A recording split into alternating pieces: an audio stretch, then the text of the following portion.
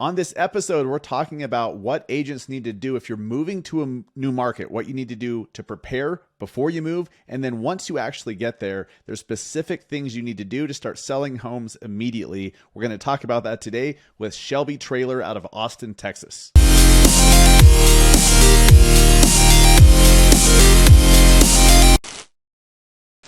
What's up, guys? Welcome back to the Massive Agent Podcast, episode 257. And we have a great guest today. We're talking with Shelby Traylor with eXp Realty in Austin, Texas. She's somebody that moved to Austin recently, and so it's fresh in her mind what she's had to do moving to a brand new market to jumpstart her real estate career, start to sell homes, understand the differences in the neighborhoods and the different contracts and the different way of doing things. She came from North Carolina and went to Austin, so I imagine she had some serious culture shock, as she'll talk about today.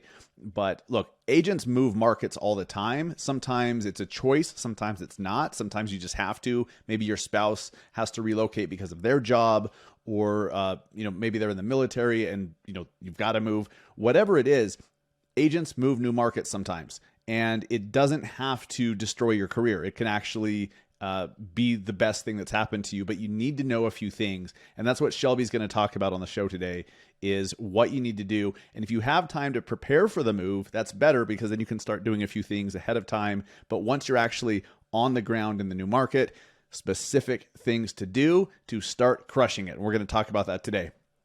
All right, guys, before we talk to Shelby, I want to make sure that you know how important it is to have the best tools to educate your clients.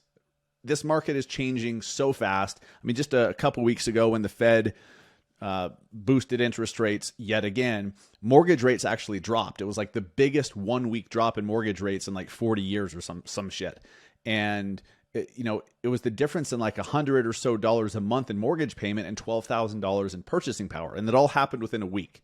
Like within 7 days, things improved dramatically for buyers. So because of the speed of all these changes and shifts and everything, buyers are confused, sellers are confused. Let's be real, agents are confused on what the hell is happening. So you need to first wrap your head around what's happening. Okay? What does it mean? Get some perspective. If you can zoom out and look at what's happening today, how have things played out in the past? How does it compare? All that stuff. For me, I'm a visual guy. I like to look at graphs. The best educational content that I've seen about market conditions and what the market means for a buyer, what the market means for a seller, it's all coming from Keeping Current Matters. KCM is absolutely incredible. And because we're part of the Broke Agent Media Network, we can extend the discount, the BAM discount, to you. All you have to do is go to trykcm.com/BAM and get that. And at a bare minimum, follow Keeping Current Matters on social media. They are a source of incredible information that you can use to educate yourself, and then in turn use to educate your clients, which means more business when you educate more people and they see you as a trusted advisor. Weird, when you teach somebody something, they actually see you as they look at you with credibility, just like a teacher when you were growing up. That teacher had a certain level of credibility and authority with you, and you can have that with clients, which means they will hire you when the time comes rather than interviewing 47 other agents. So get your shit together. trykcm.com/BAM. Damn, that's a good social clip. That should be a nice promo for KCM. And also, Follow Up Boss. It's a hack. It's a cheat code. There are a handful of cheat codes in business, a handful of cheat codes in real estate. And the more that I talk to you guys who are using Follow Up Boss, especially you guys who have switched to Follow Up Boss since they started to support this podcast and you tried out their 30-day free trial, it's really cool to hear your experience. It's overwhelmingly positive. I'm amazed at brand new agents that are selling 10 homes a year, agents that are selling 150 homes a year. They're all having a very positive experience, and they're being more productive and converting more leads. Fewer things are falling through the cracks. They're just on top of their business. They're dialed into their business in a way that was not happening before. And you can try out the platform that all the top agents and brokers in the country are using for free. Leave your wallet in your pocket, leave it under your butt cheek. They don't even need it. 30-day free trial. You just have to go to massiveagentpodcast.com/follow-up-boss. And lastly, guys, one of the number one things, this might be a broken record if you've listened to the last few episodes, but good. We need to beat this into your brains because there's a lot of you that are still not grasping the gravity of the changes that have happened and how you need to adjust to those changes. There's been a lot of adjustments that you need to adjust to the adjustments. You get my point. But one of the number one things that you right now need to do is to increase the hell out of your visibility. You need to be seen more often, like a lot more often, like 10 times more often, 100 times more often. You need to do that right now and be seen by new people. Now that happens, the easiest way for that to happen is organically on social media. Now, when they see you, hopefully they like what they see. Hopefully they find you credible and that you're not boring them to tears when they see your stuff. So it's not just about reaching new people. It's about reaching them with something that's going to help them, teach them something new, and not bore them to tears. So something that I've been doing lately for our Massive Agent Society members is every time I record a video with original content where there's something educational to teach, I take the script and I post it in the society and you guys can just copy and paste it. So we have a lot of our society members copying and pasting just the scripts, putting your own spin on it. And it removes that objection that so many of you have. Well, I know I need to do video, but what should I do them about? We'll just tell you. We'll just give you the scripts. Like just copy what we're doing and do your own version of it. I want you to do that. We make it easy by putting all the scripts in a database. So, 4 or 5 times a week, there's 4 or 5 new scripts added every week. And we'll continue doing that as long as I'm recording videos, which will be pretty much until I die. So if you're a member of the Massive Agent Society, go check in the society website. If you're not, go to massiveagentsociety.com and join today. Today on the show, we have Shelby Traylor, an amazing rock star agent out of Austin, Texas. I almost said Austin, Colorado. That would be weird. But out of Austin, Texas. She is I didn't even realize she was so young. She's a young agent who is doing such an amazing job on social. She's consistent. She's putting in the work. She has a killer mindset. And she's just a future star within the industry. And she's, I'm lucky and honored to have her as part of my real estate team. And that's super cool to watch her grow and flourish. And I'm learning from her. And I'm excited for you guys to learn from Shelby today because she's doing things so well at such a high level and with the best, she has the best outlook and mental approach to business. And I wish more agents would adopt that. So if you've never heard of Shelby, make sure you follow her on Instagram. We have a link in the show notes, a link in the description if you're watching on YouTube. And after her talk, I think you're going to be compelled to follow her and see what she's doing because it's incredible. So let's jump into it right now with Shelby Traylor with eXp Realty in Austin, Texas. Let's go. What's up, guys? I'm here with Shelby Traylor out of Austin, Texas. Shelby, welcome to the Massive Agent Podcast. How's it going? It's good. It's going well. Thanks for having me. I really appreciate it. Absolutely. No, I'm excited to have you because you've been part of our team for a year or two, and we've watched you move to a brand new market and start over from scratch. And you're selling some houses, and that is such a big roadblock for a lot of agents, and understandably so. You're moving yourself away from your sphere of influence, from people that know you, from the market and neighborhoods that different culture, different way of doing things, different contracts. So how's that move been going for you? Where did you move from? And talk us through how it's been going so far. Yeah, now it's great. It took some time and a lot of grace and patience. There were a lot of life things that happened to get me to where I'm at right now. I had a baby, so being pregnant and changing markets alone is another monster. So yeah, there have been a lot of things that have happened, but 2022 is my best year. Nice. am thinking 2023. It is. 2023 is going to be the best too. It's going to be That's awesome. Right. I have no concerns about next year. I feel really confident in where it's heading. So yeah, I'm in a good place, and it's just been a whirlwind. A lot of obstacles, but good obstacles. What are some of those obstacles? Yeah, I can just kind of start from the beginning, I guess, in a way. Like I'm from West Texas, so I'm a native Texan. I'm born and raised, Okay. so I know Texas really well. But my husband joined the Marine Corps, which, allowed us to move. And when we moved, it brought us to North Carolina, where that's where I kind of started my real estate journey. And that's where I've met, Matthew Kane and some great people. I actually met you when I was in North Okay. Carolina at the time. Okay. I think that was Yeah. like pre-pandemic, maybe. Right. Yeah, that's when I first met you guys. So, I mean, I was an on-site agent at the time, and that's what really got me into real estate was working for a builder, working for new construction, learning about land development, and learning about really the process of building a house and creating relationships on a different side of things. But then a family, circumstance happened, and it kind of navigated us back home, and that's why we're in Austin now. That's amazing. Okay. So how much time, but before you decided, hey, we're moving or we need to move, like how much time did you have to prepare for this mentally? Oh my gosh. So I was in North Carolina for 3 years, and my husband was at the point where he could sign again. So it's like that 4-year term. He was in infantry. So we were at a point where we were getting ready to deploy or make moves or changes. And then also this like life family thing happened. And that was in March. So from March until October was really when we had,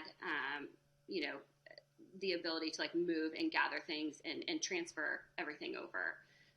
But I mean, at the time, I didn't know what I was going to do.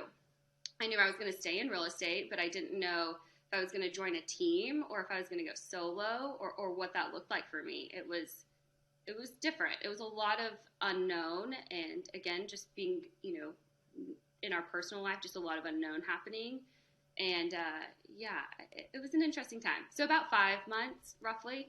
Okay. So you weren't planning on it for years, preparing, oh my gosh, researching the we wanted market. to stay.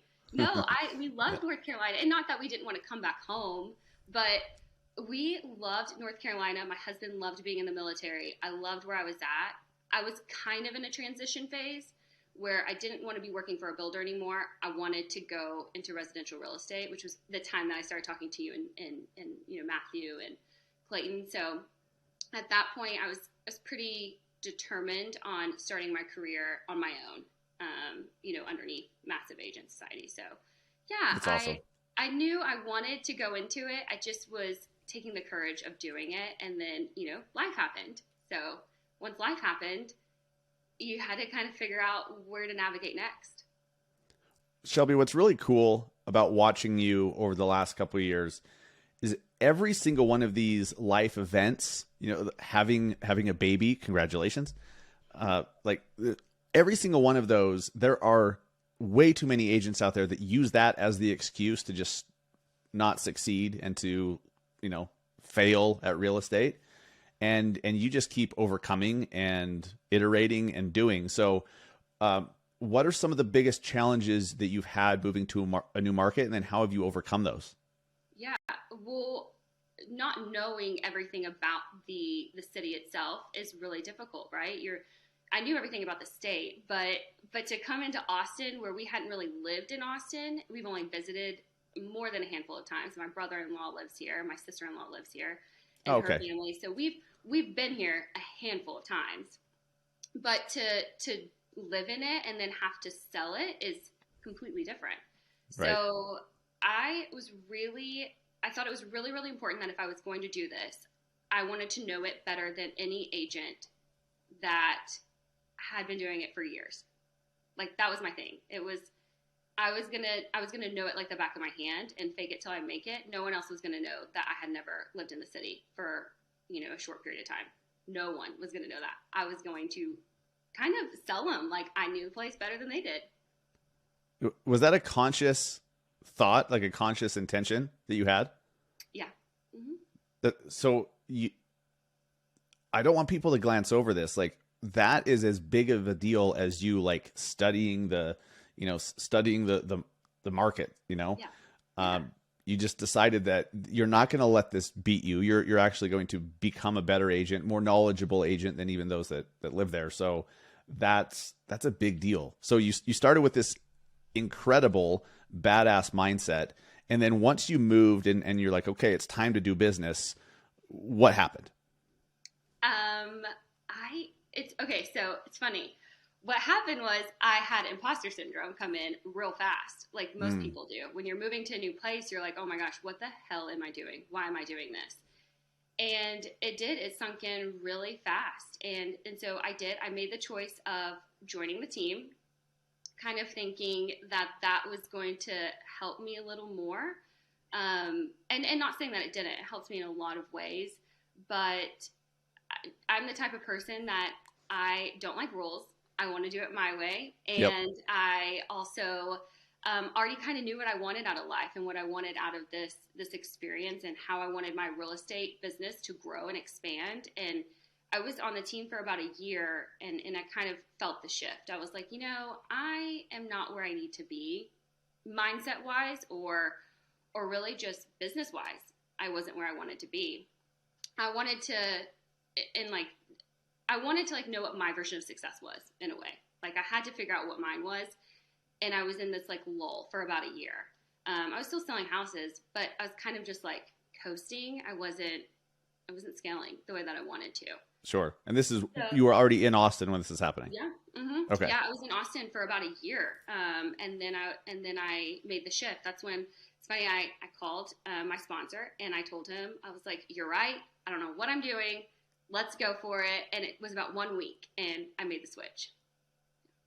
And within that same week, I got another client under contract. So it was kind of like everything was coming full circle. Like I knew what I needed to do. I knew how to do it. It just was, I needed to get out of my own way. So you were with a different team at a different brokerage prior to, okay, cool. Mm-hmm. For some reason, I thought you were part of Matthew's team. No, Matthew and I had a really good relationship in North Carolina.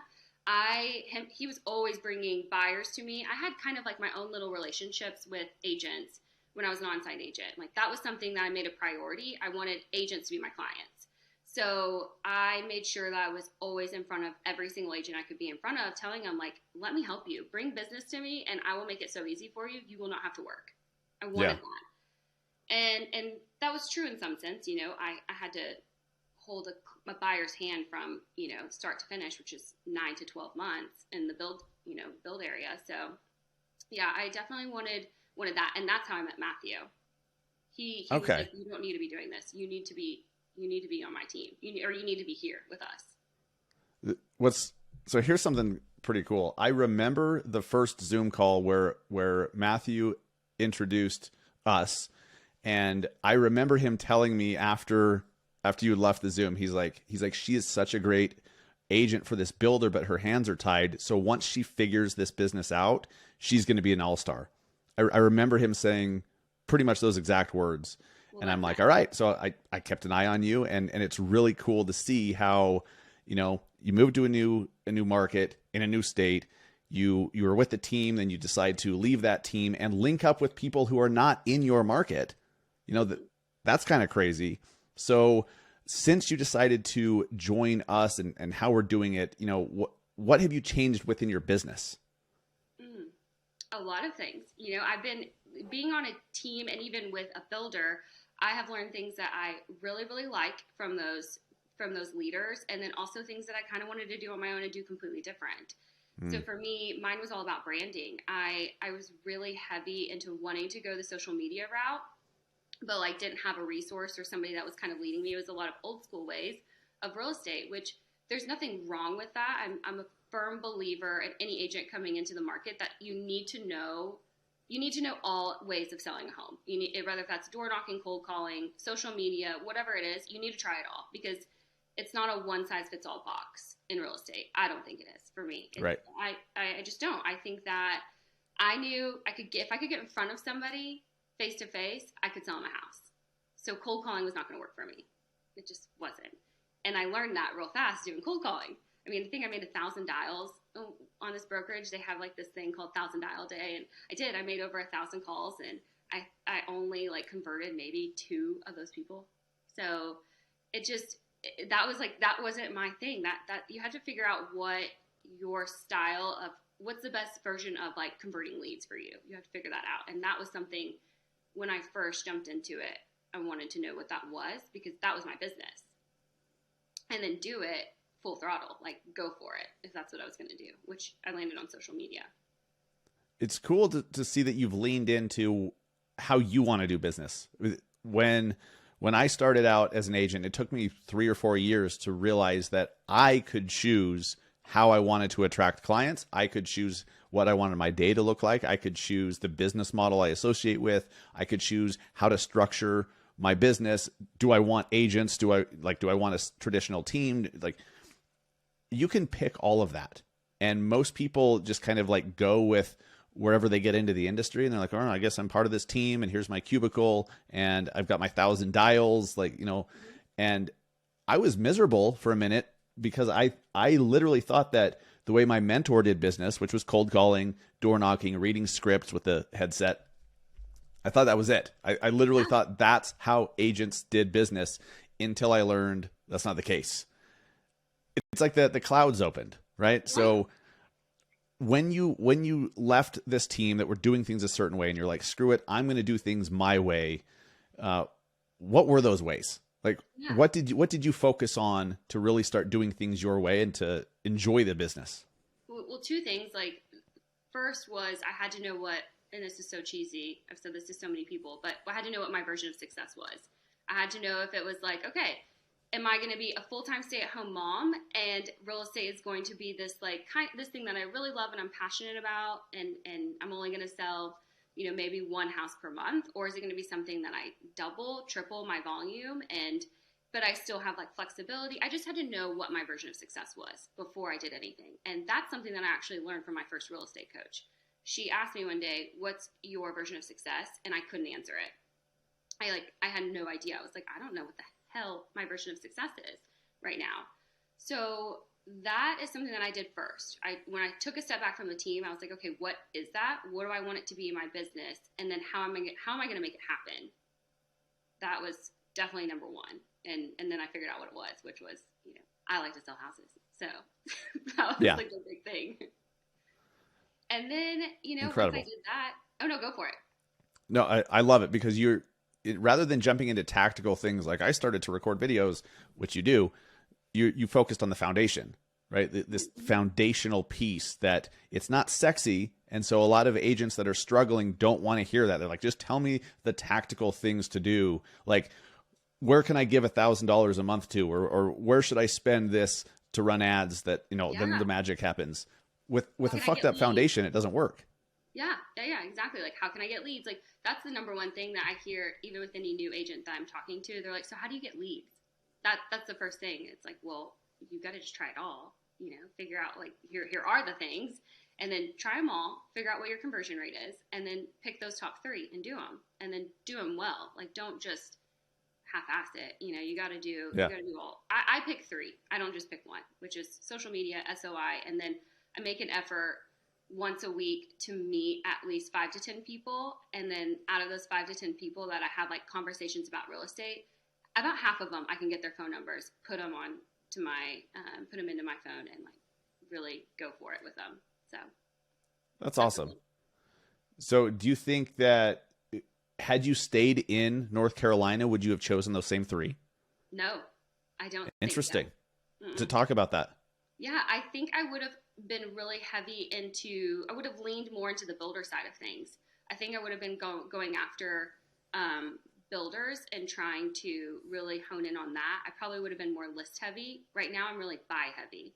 I've been a very heavy buyer's agent, which, you know, in North Carolina, in some sense, I was a listing agent. I represented the seller the whole time. I didn't never really represent the buyer. My loyalties lied with the builder. So that was something that I think, if I was in North Carolina, I probably would have been more list heavy. Where now I want first time home buyers.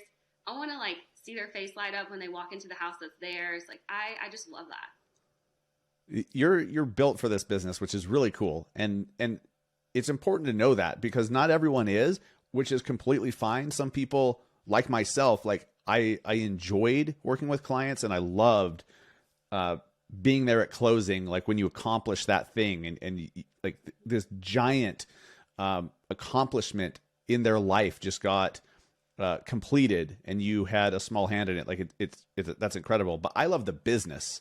I love the business of being in real estate. And it's just important to know where you lie, whatever that looks like. If you love working with clients, first-time home buyers, great. Then you can focus on that and lean into it rather than getting distracted with all this other bullshit. Yeah, yeah. Well, you have to know your niche, which that took me some time too. You know, I had to know that like first-time home buyers are my thing. VA, I'm very heavy on that. I have Nice. that background, so I can relate to wives and husbands and spouses in the military, you know, family those are my top two. And then new construction. I can tell you, I love new construction, but I also know the groundworks of it. I know how it starts, and I know what your process is going to look like on both sides of things. So Yeah. I had to figure out what my niche was, which did take some time too. But Totally. fundamentals were always, whenever I switched from team to solo, so that was November of last year. I spent November to January. I had all my marketing done. And I did it, like most of it by myself, the design, everything. And then I had to kind of like figure out what, again, my niche was going to be, and then how I was going to get leads. And then again, dive into that. So I spent probably 3 months of just kind of taking some time back from actually selling and figuring out what the hell I wanted this to become. Like, do I want to have a national team? Do I not? Do I want to just do I just want to sell a house? Am I just creating a job then for myself, or do I want to be a CEO? Like, that was kind of what I needed to figure out for a few months. So what did you settle on? Oh, I'm going to be a CEO. You know, we got to I want my own thing. I want my own business. I don't want to just sell houses. I think that was something that the light bulb kind of went off for me. When I was on a team, I just had a job, and my job was to sell a house for a team. And there's nothing wrong with that if that's what you want to do. But for me, I want more. I want to see my family succeed. I want to build generational wealth with my family. And that's the thing, is there's no room for failure. I mean, you're going to fail, but get up and do it again, you know? Right. So that's something that I'm really passionate about, a little emotional about. It's something that I have, you know, maybe there's a chip on my shoulder. I don't know. I just always want to do better, more and more every day. Oh God, I love that so much. Did your outlook on business in this industry, or your goals within it, did it change when you became a parent? Yes. Yeah. 100%. Talk about that. Well, yeah. I mean, you're no longer selfish. You're selfless. You can't think about yourself. For me, the thing that I noticed the most is I had more empathy for buyers, and more empathy, which is why I think I lean more on buyers, is because I saw them this whole last year going through this crazy time in a crazy market, in one of the hottest markets in the U.S., not getting into a home, and that sucked. So I think that my empathy really changed.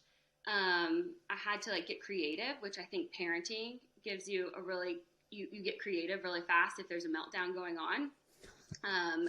So I think that I got creative more, and yeah, empathetic was really a big thing. My selflessness was no longer, my selfishness, it was no longer just about me and building this business. It was, how can I make it best for everyone and every client that I take on, and my husband and my son and anybody thereafter.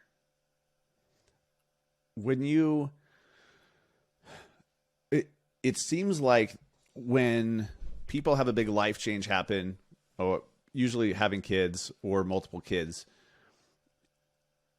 it's almost like now you see the need to think of an exit strategy. You know, when you're single, when it's just you, when you're really just thinking about you and maybe your partner or spouse, it's easy to just keep doing the same stuff, especially if you're making money. It's well, let's just keep going. Right. But once you have a family and others who are relying on you, they literally rely on you to live, it causes you to think bigger in a way. My ambition went up. I thought bigger, you know, when I became a parent. I didn't know what the hell to do, but it took me a few years, and I'm like, holy shit, I need to figure out a way to stop selling homes myself and empower thousands of others to do it for me. And I don't know if I would have made it there without having kids and becoming a parent. I don't know. I probably would have just kept let's go from 20 sales to 25, and, you know, which is fine, but nothing wrong you with just have to there's nothing wrong with that. And there's nothing wrong with saying, I want to make $5 million a year every year and work 10 hours a week. Nothing wrong with that either. No. And that's possible. You just have to is. follow that blueprint. Yeah, no, that's kind of like the blueprint that I'm a big fan of. How can I work part-time hours, spend more time with my family, take maybe a month off, like whatever it is. Like, what can I do to be a more present mother and wife, but also provide? And that's something that really helped me make the jump to a different brokerage and to be by myself, like be on my own and kind of build this business. And anybody that I have under me that I add to the team, like I want them to have the same thought too.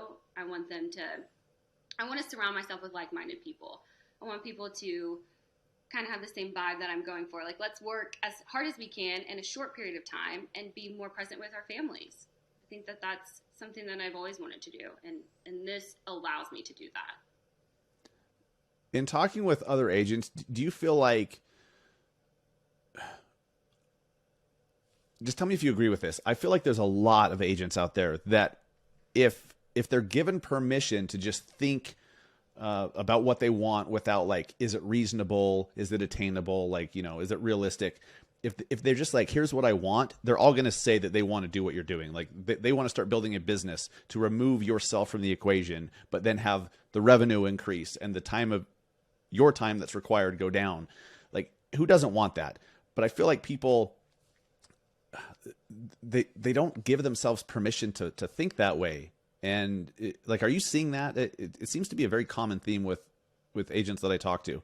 And yeah. I don't know if it's just those that are just in survival mode and it's really hard to think big and strategic and play chess when you're in survival mode. Maybe that's it. But what do you think? I think that, and I also think that we live in a world where comparison is very prevalent. Like, it's very easy to compare yourself with the tools that we have and the resources that we have now. I think it's super easy. And I'm a big believer that comparison is the thief of joy. And if you are on social media, which if most agents that are kind of like coming into the industry, that's where they're going, is social media to get leads. And that's kind of where they want to start their business. It's easy to compare. And then it's easy to kind of be like, oh, well, Joe Schmo is doing that. I need to go do what they're doing. And it's super easy to like, that I think is like the fight or flight mode. You're constantly just like battling, like, am I making the right decision? Am I not? They're doing this better, so I need to be doing that too. And really, you're not taking a step back and thinking, what is it that I want? What's my version of success? Like, what is that? And then going from there. So that's something that I've had to really, I mean, I'm on social media, you know this, so that's something that I think is very prevalent. Comparison is the thief of joy. It's easy to compare yourself when it's just there in front of you all day long. Yeah, 1,000%. And I want to segue to talk about how you're using social, because you're one of the most consistent creators that I know, and it's really cool to see how consistent you've been. But you're right. When you're watching other people, other agents do certain things a certain way on Instagram all day, you might feel pulled in that direction, but you don't realize that their goals may not align with your goals. Like they may not even be selling houses, if we're being honest, but like the bigger names, they're selling a bunch of homes, but they may not have any like end goal in mind. They may just be trying to increase the number of homes they sell. Like, I know a couple real estate influencers that have been on the show that I'm close with, that they're just trying to keep their head above water. They're so fucking busy, and they're like, I just have to keep going. Like, I don't know how to stop. I just have to keep going because this is the machine that I built. And like, I get it. They're making a great income, but their lifestyle is suffering, and they don't know how to get out of that. And so it's really refreshing to see someone like you, you're selling homes, you're doing a great job, and you're doing a great job on social, but you're also thinking like, okay, what do I want in the end, and how do I start making some shifts to move in that direction? I wish there were more agents that did that, Shelby. Well, that is so kind. But yeah, I think that the last 3 years in North Carolina, some family things happening, it really put some things into perspective. And, I only was with my spouse 6 months out of the year for 3 years. So that's another thing too. Like, when you only get to be with your loved one for such a short time, and then they're leaving and coming and going, and even when they're there, it's just a different lifestyle. It's a different world. They're working all the time. They're there at 4 a.m. and they are home at 11 o'clock at night, going to bed, repeating the process again. And I have so much respect and love for like my military family and my spouse and everyone that has served, because that I think really made the mind shift switch for me. It was like, I don't want to just work to work. I want to work and live.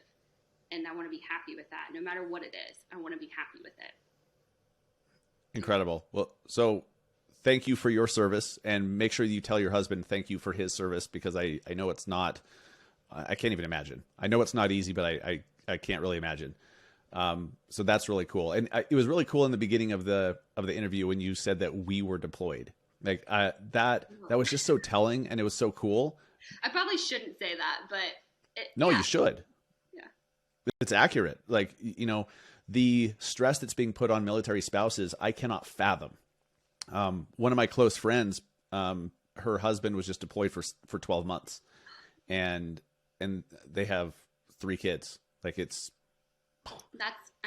have my best friend. She had a baby. Her husband came home from deployment, was home for 2 weeks, and then left again. And I think about her all the time. I think about just people that, I sold houses to military spouses, and that's who I worked with, all the time. I wasn't really ever seeing, their partner. So I would only see maybe one of them until we got to closing day. And then sometimes none of them until he came back or she came back from deployment, and then they got to move into their house. So I have a special place in my heart for VA buyers. And it definitely puts things into perspective real fast for you. I think you start, you stop caring about the little things. You're like, okay, what's the big picture here? What can I let go of? And then let's go from there. Incredible. So, okay, let's shift to talking about social media. So I imagine that I'm surprised how many agents are moving markets. Like, it's actually like one of the top 5 questions I get asked is, hey, I'm moving to a new market. I'm not familiar with it. I don't know the neighborhoods. I don't know this. I don't know that. What the hell should I do? Well, you've already been down this road. Is what you're doing on social media part of that? Like, if an agent came to you and they're like, Shelby, I just found out we need to move in 3 months. My partner's got deployed or whatever, switching jobs. What do we do? Because I don't want to leave real estate. What should they be doing? Yeah. For me, I said this at the beginning, you have to know the area better than any person that's lived there. So that means look at houses, set a number, whether if that's like 25 in one neighborhood, 25 in another. Austin's big. So I even was going outside of the metro and going, as far north as Temple and as far south as like New Braunfels, San Antonio area. And I wanted to know everything up and down. So I did. I looked at more than 100 houses and I previewed them all. I gave feedback to other agents. I got in the habit of giving feedback. I think that's super important. And that 100 houses previewing plus in that short period of time within a month that I was here, I think that's important. Go to different restaurants, go to different coffee shops, go walk those areas, know that neighborhood better than anyone else. So that way when you are showing in that area code, you can say, hey, there is a great coffee shop right down the street. You should totally go check it out after this. Like that is super important. I think if you're going to move markets, to know the area really well, because that's what's going to sell you. Completely. And how did that affect your confidence, going into a new market? Do you still feel like you're the new agent on the block, or did going to see a bunch of homes and becoming an expert, did it help you get rid of that? I think it builds confidence. Yes, I will always feel nervous. I will always be nervous when I'm meeting a client. I don't know. I don't think I will ever shake that. I felt that even in North Carolina, and I feel that here too. I think it's just the unknown of, I hope we vibe together. I want to make sure that, I vibe with my clients just as much as they vibe with me, and I want to take care of them. So I try to get as much information about them on the first consult, which is a phone call usually, before I even meet them in person. I want to know their kids' names, their dog's name. I want to know what they do, everything. So I can just talk to them and have a conversation when I meet them. And usually when I'm meeting for like the first client, I have the phone call first, and then I'm meeting with them in person somewhere else prior to going and showing homes. Because I want them to be my friend, ultimately. I want to have, that's the business. You want to have friendships. You're not just in it to like, I mean, I'm not just in it to just like sell the house and say goodbye to you. I keep my relationships going for long term. Right. So, That's smart business too, right? yeah, I mean that pop buys are a huge thing for me. I probably do. I do a ton of pop buys. I'm constantly following up with clients, just always being top of mind. Like I'm your best friend. Keep giving me referrals, and now it's turned into a more referral business, which is awesome, and that's what I've always wanted. But I think that is the number one thing. Create a relationship that's friendship based, not just like business. Like know them like a friend, treat it like business, but know them like a friend. Yes. Yes. If you treat them like a transaction, they're going to treat you like it was a transaction. And that means exactly. Early in my career, I heard that every client you work with, if as long as you take care of them and you approach it as a relationship and not a transaction, can lead to 7 to 10 more deals. And that kind of burned into my brain. I didn't know what to do with it at the time. I'm like, okay, I'm kind of a shitty agent, so I'll just file this away for later. But what an amazing concept. Every client you work with could lead to 7 to 10 more. So you sell 10 homes this year, that's 70 to 100 sales in the future, potentially. Right. That's bonkers. Right. But if you don't stay top of mind, it's easy to fall to the bottom. Yes. That's something that like, yes, I think that's so true, but you have to treat your past clients as if they were warm leads. So always like sending them a newsletter, just always following up. I will text a client that I hadn't talked to in 3 months, and I will say something, like, hey, I remembered you really liked this kind of tile backsplash. Like, I saw that it was on sale. Like, here you go. Like, I'm always just like trying to remember little things about them that I can just randomly pop in and say something. And it feels natural and organic. It doesn't feel forced. I never want it to feel that way. And that's something that I think that's how you create the relationship and you can keep it going. Otherwise, if you don't say anything, they're probably going to go to their next door neighbor's cousin for their real estate Exactly. business. So yeah. And I'm sure the next door neighbor's cousin, Jimmy, is fantastic. I'm sure he's great. Yeah. Jimmy. Yeah. One of those little things make all the difference, and they don't have to cost money. Like you said, you listened to your client and they were talking about a backsplash, and then you saw the backsplash on sale and you were like, hey, guess what I just saw?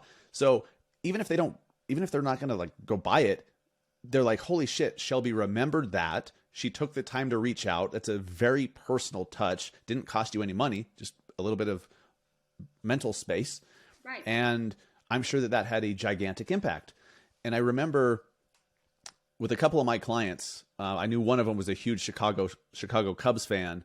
And he mentioned his, so crazy that when they were looking at houses, the house number had to have certain numbers in it for their favorite baseball players from the Cubs. Mm-hmm. And I remember I'm sure. No, they're totally normal. Who doesn't do that? Yeah. Yes. But I remembered that he said his favorite Cubs player ever was Ryne Sandberg. And I'm like, I've heard that name. I'm not a big baseball guy, but I'm like, okay. So I filed that away. And this was, we finally found him a house and they were going to move in on Christmas Eve. And I'm like, okay, Christmas, I should get him something. And I remembered Ryne Sandberg. So I just went to Amazon, searched that player's name and found a little figure and got it. It was like $12. I brought it to them and he started crying. He's like, this is the most meaningful gift I've ever received. And it was crazy. And it was just such a great reminder that it's not about how much you spend on somebody or that you spend on them at all. It's that I remembered that. And it was impactful because that particular player meant something to him. And I guess that figurine that I got, he'd been looking for, couldn't find. So it was just this cool thing. That's how you get going back to business, that's how you get the 7 to 10 or more future deals from a client, is making an impact by being a human being first, not just trying to get the deal closed, move on to the next one. That's a fool's errand. I mean, right. Totally. Why wouldn't you try to cultivate referrals? So you mentioned staying top of mind. And even as my friend Neil Dingra says, top of the list matters just as much, if not more. You can accomplish that by staying in front of them on their newsfeed, can't you? Yep. Yeah. I was just about to say the easiest way to even remember things about your client is to follow them on social media. More than likely, they have some kind of social media thing, whether it's Facebook, Instagram, TikTok, whatever it is. Follow them and comment on their stuff. That's like one of the easiest way to always remember, and just like remember what's going on in their life. You know, if one has a baby, I can text them like, congratulations, just saw that, you know, you had your first kid or whatever it is. Like always, just that's the easiest thing. But yeah, the easiest way of staying top of mind or in front of them is your social media, whatever you're choosing to do, TikTok, Instagram, all of it, whatever, is to be on that for sure. Yeah, you can use it as intel, you know, just doing recon to learn more about your people and the people you're connected with. My wife was watching one of her friends' Instagram stories, and she showed this new Starbucks, like those big Starbucks drink containers that come with the straw, the big plastic things. And it's all like studded. And it was like this super crazy bright gold studded Starbucks container. Have you seen those? Yeah. Yeah. And her friend was like, do you know where to find these? I can't find these. So yesterday we're at Starbucks. We find one. And my wife's like, oh, I'm going to get it for so-and-so. And she just sent a picture to her friend and was like, hey, like, look what I found. And her friend's crying, you know, like, oh my God, I've been wanting that, just because she was paying attention to what her friend was looking for on social. Like such a small little thing. And far too many agents go to social and they just kind of let social happen to them. You just let your news feed happen to you, but you are intentional. So you're learning about your clients. You're looking for things to connect with them over. And I imagine you're looking for inspiration for some of your video ideas. Yeah. Oh my gosh. Yeah. Looking at my first video, to video today. Oh Lord. Yeah. Same. It's so wild to look back. There's a lender, one of my preferred lenders. She is heavy on social media. She's somebody who I look to for inspiration because she started when like OGs, you know, like when it was just kind of starting a couple years ago, like diving into the Instagram, TikTok world of, you know, for mortgage lenders. And that was, I look at her stuff a lot. And we were talking about that this morning, looking at some old videos of things that we've done to where we are now, and just how it's so different and how the trends are different and what you're doing. Yeah, I mean, yeah, you're always looking for inspiration on social media. I could be looking at, you know, a fashion blogger and use the same kind of stuff that they use, and, you know, mommy blogger, whatever it is. Like I'm looking at their stuff because I've noticed that that's kind of the type of people that I have on my feed. And so I want to stay relevant with them based off of that. Like they like pretty things. They want to like look at a pretty basket. So you like a pretty gift, then I'm going to create a reel that shows you how I make client gifts for my clients. And so I kind of I look at who's following me on my stats, and then I see who they follow and kind of create some kind of concepts from there too. And then also keep informative with just real estate. You know, you use Keeping Current Matters is like the best thing. And then I use Coffee and Contracts too. I'm part of that. Nice. So I use those two all the time to get inspiration for things that I'm talking about in my reels. But anything that's like, you have to change it up. For me, like my people don't like to just see me talking all the time. They want to see like what I'm doing as a mother, what I'm doing as a wife, like that kind of, I think, keeps me, you know, relevant, like coming back up into their news feed. 1,000%. I mean, switching it up, but also like you're still creating stuff for your audience. You're just switching up what that looks like. Like the packaging is different, maybe a different background of your video. So rather than being in the kitchen, maybe you're in the living room, or you're outside, or you're downtown, or whatever. Like those things matter. Even if the topics of your videos are exactly the same as it would have been if it was in your kitchen every time. Right. That little switch helps. And I learned that by doing it the wrong way. So just recently, like over the last year, I was doing the same talking head videos all the time, and I still do, but it was the exact same background every single video. And I had 2 or 3 different people reach out, and they're like, hey, like, here's some feedback for you, which I love. Like, I'd so much rather constructive criticism than someone be like, that was great. I love the positive comments, but they're also not helpful. They don't help me improve. Right. So they're like, hey, here's some criticism.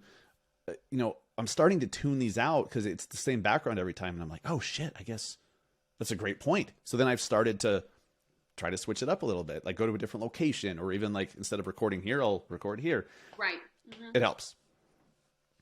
It No, I helps. agree. I think it definitely helps because even as me as a consumer on Instagram, like I'm looking at it and I'm scrolling past people that kind of do the same thing over and over again when I shouldn't. I know that they're telling me something important that I could learn about, but because it looks the same, it's easy to kind of scroll past it. So I Yeah, think, yeah, that's something that I've kind of learned too. I also learned about like my algorithm is different than maybe somebody else's. Like, I don't know. Instagram's weird and it's strange, but totally. especially now, it's all over the place. But for me, like posting every day, I did that and it didn't work for me. But then I slowed down and I made a more conscious effort on my stories, being more relatable on my stories, chatting and connecting with my people, my followers, and then only maybe doing 2 to 3 reels a week. I saw my numbers improve largely. So I think Oh, that wow. that's something, play around with it. It's not a one box fits all thing, same as, what you're using to lead gen. It's the same on Instagram or TikTok or whatever. If posting every day works for you, good, do it. It doesn't work for me, unfortunately. So at least right now. It might next week. Who knows? You're not the first person that said that too. Like I personally, my overall impressions go up when I post daily, but every once in a while, like if I miss a day or two on the weekend, sometimes if I had a really good reel that I post on Friday, it gets so much more reach when I let it breathe a little bit. Mm-hmm. So when you do a video and you let it breathe rather than like constantly like every day, boom, boom, boom, you're just giving it more of a chance. But that's also a theory that I've Right. heard some people say is total bullshit, that you just need to post every day and keep going. So like you said, you have to test what works for you. Mm-hmm. That's it. Yeah. And what works for you may not work for me. What works for me may not work for somebody else. Test. And you can only test when you're doing it consistently, which you Right. do. How many videos would you say you've done so far? Oh, I don't even know. Any idea? I couldn't even count. Probably more Good. videos than I've actually sold houses. Who knows at this point? Well, It's yeah, I mean, yeah, so many, so many videos. I find myself, and I said this to you before we got on, but I get nervous still to this day doing a reel. Like I will have my setup, I have my crutches, my coffee and my water, but like I get nervous before I even like press play, and it's just me in my kitchen by myself, and I still get nervous. yeah. I don't know. But you do it It's hard. anyways. You do it anyways. Yeah. Oh my That's the gosh. Yeah. biggest You thing. have to. You have to. That's where our buyers are going now. They're going to. I believe they are. I believe they're going to anything, social media, Google, whatever it is. If they can't find you on Google, the likeliness of them using you is probably more less likely than if they could find you and you were all the way up at the top or even just somewhere. And the way you do that is by getting somewhere on social media, get somewhere on Google that can get you, some kind of reach. And that's anybody gets on Google and you're like, what's the best restaurant in town? I'm looking for a realtor, whatever it is. I don't know. I think that that's something super important too when you go to build your business, to make sure that you can be found. You need to be found. Yes. Yes. And it's more important now as we're seeing agents kind of fall out of the industry, which I think will accelerate dramatically over the next 12 months. As agents leave the industry, your next door neighbor's cousin Johnny is no longer going to get the listing because he's selling insurance or whatever, right? Right. So being findable on the social platforms and the search engine platforms, YouTube, Pinterest, Google, super important. Mm-hmm. And it's getting more important as those, the neighbors and the cousins aren't getting the listings because they're not agents anymore. I'm just a fan, Shelby, of what you're doing on social and how you're doing it, because every single video seems very authentic to you. You're not trying to be somebody else. You're trying to educate. You're trying to bring value. You're doing it with your own personality, and you do it consistently, and it's freaking awesome. Thank you. I do. I really like it. It took some time to kind of figure out my rhythm, but again, I think just doing it, like you said, staying consistent and doing it really helps. It really does. It helps. Even if you're terrified and you're nervous, just do it. Just do it. Get it over with. Rip the Band-Aid off. Let's just like go for it, and you'll figure out. I think for me, I figured out exactly the kind of rhythm, how even like talking with my hands, like I felt more comfortable towards the end of it now, knowing when I can do it and when it's appropriate, and articulating the words the way that I articulate them. And yeah, I think doing it consistently really, really helps for sure. So talking with your hands, didn't you say that now you have to have a water or a cup of coffee or something just so you have something, a little I crutch? have both. I literally have Yeah. both next to me right now because, and you said it, you're like, those are your crutches. But they are because I will talk Yeah. with my hands like this all day long and it gets distracting.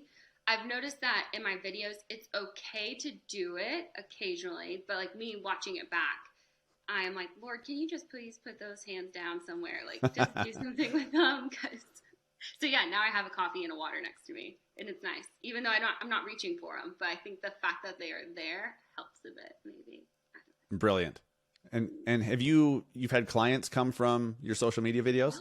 Yeah, I have. If anything, I get more referrals from past clients because of my social media, Nice. but I do get new clients. I've gotten some new leads, more so now than even before, earlier in this year. Like I've noticed when there was, now that I'm starting to talk about like ways you can get into our house that no one really understands or knows that they can. I think they all think that the world's coming to an end, and it's not. I think educating is super important right now, and that's kind of what I'm trying to do is just educate, like kind of soften the mood a bit. It's not this world is going to end. If you can buy a house, then let's buy you a house. If you can't buy a house, then let's talk about why you can't, and let's take the steps so that way you can, build that wealth for your family later on. So I think that's something for me that I've really tried to do is just be completely transparent that you don't need to buy a house if your finances are saying you don't need to buy a house. But if you can and you're interested in it, then let's talk about it. Let's have that conversation. Love it. And it's really refreshing to hear you say that you're getting referrals from the content you do. It's not necessarily about a random stranger finding your video, reaching out, which I'm sure happens and Right. will happen. But the referrals from staying in front of and uh, staying top of mind with your current network is huge. Like Right. don't underestimate that. That's a big deal. No, if you're trying to build a referral only business, that to me was the way to go for me. Like I'm reaching, I think I have like 14, it's not a big following, but it's like 1,480 people following me, Nice. roughly. And those are probably all really good friends or family members who have referred me or friends that have referred me at this point. Don't really have a lot of like creepy, bot situations going on, thankfully, and I'm grateful for that. For the most part, everyone that is on my platform does definitely engage or just like send me a message that's like, hey, that was super enlightening. I sent that to my cousin who's going to buy a house in Arkansas. I'm like, cool, awesome. If they need an agent, I have a referral. I know exactly who to send you to. So I mean, that's the other thing too is half of my clientele is in North Carolina. So how do I reach my North Carolina clients? That's easy. Social media. And then I get to give them a great agent who is in North Carolina that I know and I like and I trust. And I get to send him referrals. Or, if he can't take it on, I have other ones. But I can send that person referrals and feel confident and still have a relationship with my clients that are in North Carolina. So I think that's the easiest way too, is just social media, staying in touch with those people. Absolutely brilliant.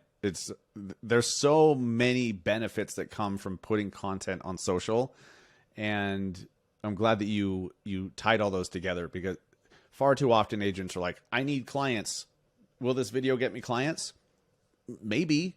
Maybe now, maybe a year and a half from now. I don't Right. freaking know. There's a million variables to it, but it's not just about that. I'm glad you went that route. Shelby, before we wrap it up, what we like to do with our guests, I feel like I haven't had a guest on forever, but I think it's been like 4 or 5 weeks. Really? So yeah, it's been a minute. But we do these rapid fire questions, these either or questions. Okay. And don't worry, I'm not going to ask you to like spell Iraq or something like that. Oh, thank God. It'd be so hard to do. Yeah. Wasn't there some like Miss America contestant who called it the Iraq or something like that? Yeah. I remember that. I think that dates When was how that? That was a old long I am. time ago. Yeah, that was a long ass time ago. Yes, I'm almost 40. What of it? Hey, So there's nothing wrong with 40. I just turned 30 and I am loving 30. I've always wanted to be 30. nice. Always wanted to be 30. I was 22 at a bar, and cried at a bar because I wanted to be 30. So I've been waiting for this year forever. So I'm looking forward to 40. Nothing wrong with aging. You're still so young, and you're such a killer in real estate and in business. It's awesome. You have so much ahead of you. And for any agent who's wondering, like, what should I do on social? Like, what are some examples of agents doing it well? Go follow Shelby immediately, because she's doing it very well. And make sure you send her your referrals as well for Austin. I appreciate that. Yeah. It's nice to be in a super hot market like Austin, isn't it? It is pretty nice. Yeah. Austin's insane. It's also saturated with a bunch of real estate agents. So Sure. you gotta, as much business as there is out there, there's also a lot of agents. So that's something too I have to compete with often is not just competing with myself, but what makes me different from any other agent that's out there. Absolutely. You're doing a hell of a job with that. Let's jump into the rapid fire questions. Okay. You can pick either or, elaborate if you want to, certainly don't have to. And after we blow through those, we'll give you a chance to tell everyone where they can find you and connect with you. And obviously, as always, we'll put the links to Shelby's social media profiles in the show notes and or the description, depending on where you're listening or watching. All right, first one, Shelby, Facebook or Instagram? Instagram. Instagram or TikTok? Instagram. Books or podcasts? Ooh, podcasts. I'm more on podcasts right now. I love a good book, and I've been reading more probably the last 3 years than I ever have before. But yeah, podcasts are my jam right now. Love it. Podcasts or audiobooks? Podcasts. Okay. You're like, screw the audible thing. I like to hold a book in my hand and read it. Fair enough. Fair enough. Rental property or flipping? Ooh, rental. Nice. Burgers or pizza? Pizza. New York or LA? New York. Are you a sports fan? I have Not to so play much. fantasy football from Thursday to Monday. Like, please. Lord Yeah. help me. No. Yeah, seriously. I'm not a sports person. I used to be. I used to really like basketball. Love the Mavs, and the Celtics. And then I kind of stopped when we moved to North Carolina. Fair enough. Fair enough. I mean, I played a little college football, and I don't even watch football anymore. I can't. If we're I doing can't handle college it. football, Texas Tech University all day, every day. Oh, the Red Raiders? Yeah, wreck 'em all day, every day. There is nothing better. There's no sport better than college football, but golf is a close second, in my opinion. I love watching golf. My husband's a big golfer. He played golf in high school, like was on the golf team, and then played a bunch at Tech, and then Nice. when we all lived in Lubbock, they would always go. I think now they're kind of getting back into it, but it's hunting season, so that's Priorities. priorities. Yep. All right. Here's one for you. Mountains or beach? Beach. Podcasts or vlogs? Podcast. YouTube or Facebook Live? YouTube. Rich Dad, Poor Dad, or Millionaire Real Estate Agent? Ooh, Rich Dad, Poor Dad. Uber or Lyft? Uber. Gary Vee or Grant Cardone? Grant Cardone. All right. And Shelby, where can people follow you and connect with you? They can follow me anywhere on Instagram, Facebook, TikTok, and YouTube. It's all Shelby Traylor Realtor across the board. Even my website, shelbytraylorrealtor.com. Nice. Well done, keeping it all Super easy. consistent. Mm-hmm. Yeah, that's awesome. And like I said, we'll link to Shelby's socials in the show notes, and if you're watching on YouTube, in the description. So you can watch this over on the Broke Agent Media YouTube channel. And if you're listening, then, well, you already know where to find the shit because you're listening. So Yeah. here we are. Shelby, thank you so much. Really appreciate you sharing your insight. You're awesome. I love watching you grow and win, and to hear that you're barely 30 years old is mind-boggling, but I'm excited as hell to see what you do in this industry. Thank you. I'm super excited too. I think it's gonna be awesome. It's just, take it every day with a little grace and just enjoy the ride. So I'm excited. Thanks for having me. Love too. it. I appreciate it so much, and I'm so grateful that you had me on. It was awesome. My pleasure. Thanks, Shelby. If you haven't yet, jump into the show notes if you're listening to the podcast. If you're watching on YouTube on the Broke Agent Media channel, go into the description. Go follow Shelby Traylor Realtor on Instagram. Everywhere, actually. She was smart enough to get the handles consistent across all the platforms. Nice job, Shelby. But go follow her and shoot her a message. Let her know that you found her and came across her and learned about her on the show.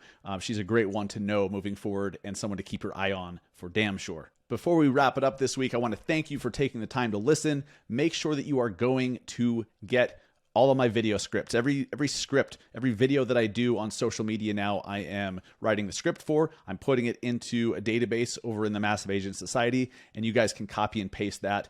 So that's there. All of my video scripts, along with the 97 other tools, tactics, and trainings that we have for our society members.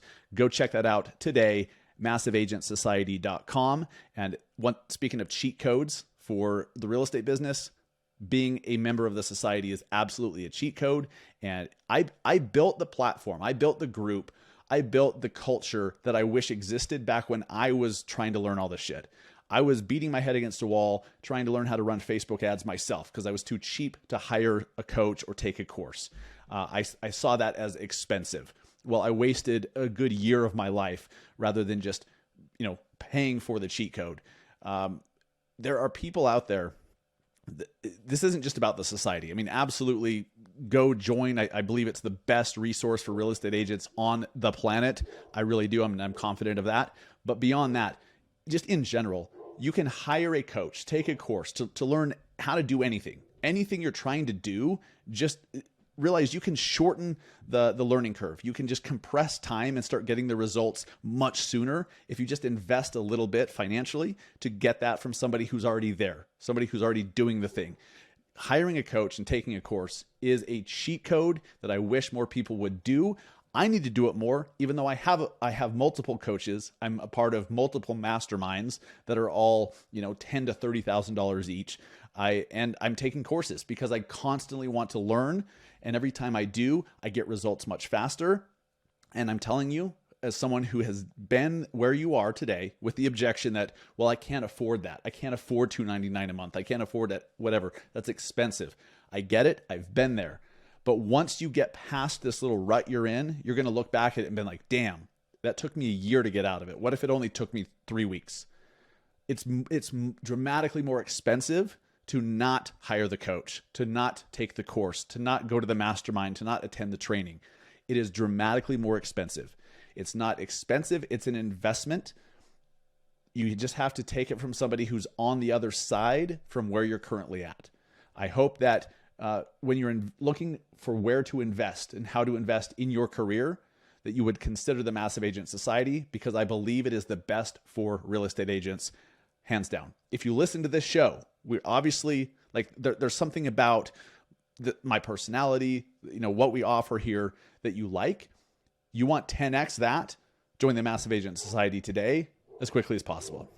My dog's barking upstairs. That's fantastic. That's probably my cue to wrap this up. Appreciate you guys listening. Please share the episode with somebody you think would get value from it. If you enjoyed this, please share it with them as well. An agent on your team, your broker, an agent you're connected with on social, share a link. Just mention, hey, check out the Massive Agent Society episode 257. And that's all we ask. Well, I'll keep coming back with new episodes every week. You keep sharing it, helping us grow the audience and reach new agents and have a deeper, meaningful impact on agents. And we'll keep coming back for you. Appreciate the hell out of you guys. Take care.